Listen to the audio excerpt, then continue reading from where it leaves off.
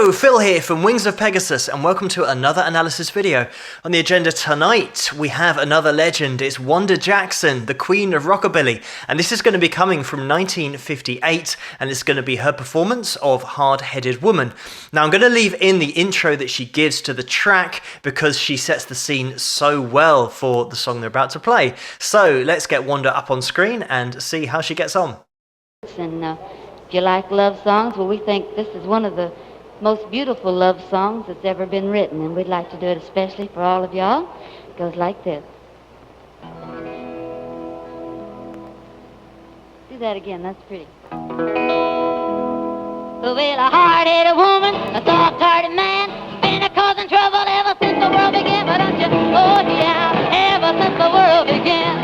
Woo, yeah. Well, a hard-headed woman is a thorn in the side of a man. Adam said to Eve, listen here to me, don't you let me catch you messing around that apple tree, but don't you? Oh yeah, ever since the world began. A hard-headed woman is a thorn in the side of a man.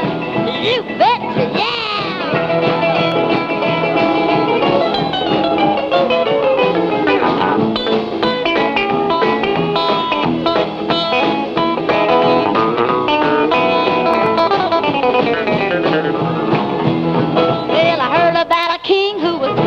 Swell, till he started playing with that evil Jezebel. Oh yeah, ever since the world began. A hard-headed woman is a thorn in the side of a man. Well, Samson told Delilah, loud and clear, keep your cotton-picking fingers off my curly hair. Oh yeah, ever since the world began. A hard-headed woman is a thorn in the side of a man. Let's go again, yeah.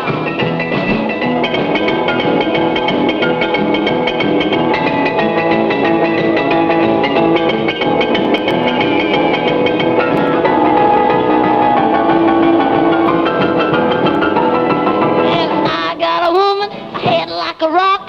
If she ever went away, I cry around the clock. Oh yeah, ever since the world began. And a hard-headed woman is a thorn in the side of a man.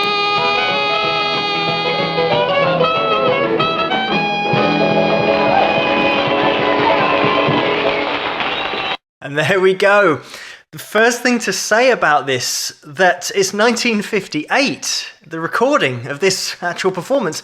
So actually having this attitude, and also the way that she sarcastically introduces the track, saying it's going to be a really nice love song, the best love song that's ever written. And then she just absolutely goes into it with that quite gritty vocal as well. It's certainly not expected, the way that she leads into the track, and it's just really great playing all round from the band here.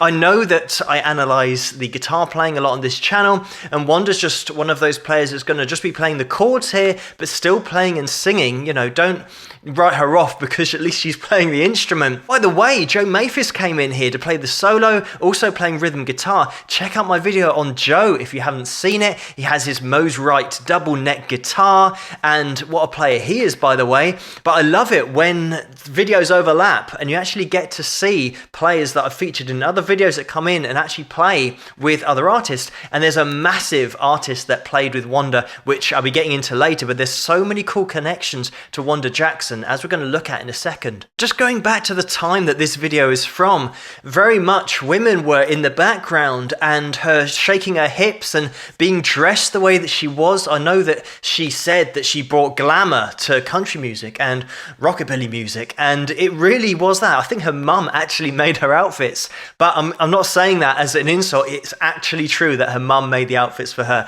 actually playing on stage. Wanda's had such a long career, and she's still around now, by the way, but she was born in 1937, and in the 40s, that's when her dad actually bought her her first guitar, and he really encouraged her to start playing, and that's when she started started obviously learning her chords and then started singing as well. And when we get to the mid-50s, Wanda would have been 17, and she was actually heard on the radio by Hank Thompson, who then got in touch with her and asked her to play with his band on a few records. And that's what she did, and that was with Capitol Records at the time. And once she had worked on these few tracks, she then asked Capitol Records if they could sign her, and they refused and said, quote, "Girls don't sell records." So, I mean, that's just really harsh in the first place, not being judged for your talent, but just saying because you're a girl, we're not going to sign you. But then, interestingly, she then got signed immediately, pretty much, to Decca Records. So they saw the potential that she had, and from that point onwards, she actually shared the stage and shared the bill with Elvis Presley, and they actually briefly dated as well during that period. And at the time, her dad was her manager and also took her around to all the gigs. So after a couple of years, Wanda got a lot more publicity, started to become a lot more popular, and Capitol Records came back and offered her a deal in 1956, which she signed. And interestingly, a little fact about when she was with Capitol Records at that time, one of the session guys that worked on her stuff was an unknown Buck Owens. And check out Buck. I've done a video on Buck with Don Rich, so check out that video if you get a chance, if you want to see Buck in action. So fast forwarding to the 60s and mid-60s, Wanda was known now as the Queen of Rockabilly, and an interesting fact, again, I find it interesting, her guitarist at that time was an unknown Roy Clark, and I've done so many videos on Roy on this channel, so check out any of the Roy Clark videos to see Roy in action, but that's what Roy was up to at that time. In 1965, I think from that year onwards, rockabilly started to become a little bit less popular, so Wanda would then concentrate a little bit more on country music and gospel as well. But in 1965, interestingly, she was asked by the German distribution company that handled everything over there to do a few songs in German. And her debut track in Germany actually got to number 5 in the charts,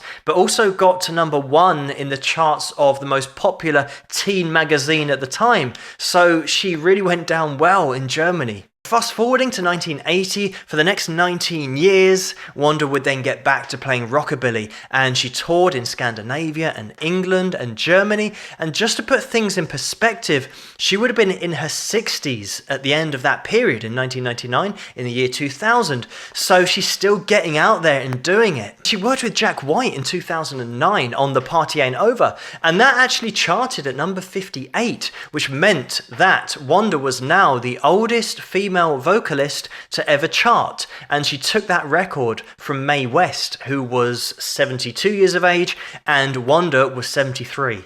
So working with Jack in 2009, in 2010, she actually performed on the Jules Holland show here in the UK. It's actually the Hootenanny show, which is the version that's on New Year's Eve. So you just see in the new year with some great live performances with Jules Holland. So she's performing on that. And Wanda's still with us. She's had such an amazing career that spans so many decades and won so many awards. She's in the Rock and Roll Hall of Fame, the Rockabilly Hall of Fame as well. And she's been nominated for Grammys. She also won the Lifetime Achievement Award for Performance, and that was from the Americana Music Association. But there's so many, you can look them up if you want to, but you can see, just going back to the video that we saw, just her attitude and the way that she performs really was unique at the time and really did push the boundaries.